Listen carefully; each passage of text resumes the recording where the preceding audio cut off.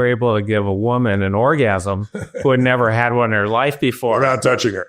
Well, without touching her. So, I'm sure there's a lot of guys listening out there saying, holy shit, Tony, you got to write a book about this. And then there's a bunch of women out there who are not sexually fulfilled, where I think there'd be a 50-50 audience there on that one.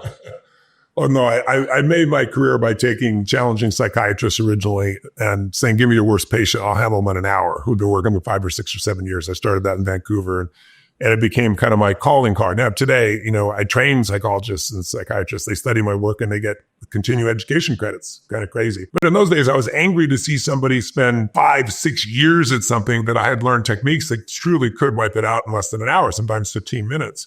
And so I use that. I take somebody like the snake phobia and I'd bring it out, they'd freak out, and I'd, at the end, wrap the snake around them, and people would be like, holy shit, this is amazing. But then I did things to like the Army. I took a training program that they'd been doing since World War I on training people in pistol shooting. And I told the general I could take any training program we have, cut the training time in half, and increase the competency. And he said, you're crazy. I said, no, I'm expensive. We negotiated. I went through a year's worth of top secret clearance, and then I did a whole series of things to the Army. And I cut the training program by 3 days out of 4, 1.5 days versus 4 days, and qualified 100% of the people instead of 70% of the people. And so that opened up doors. I got to do coding. I got to do other things of that nature. And then I started working with sports teams.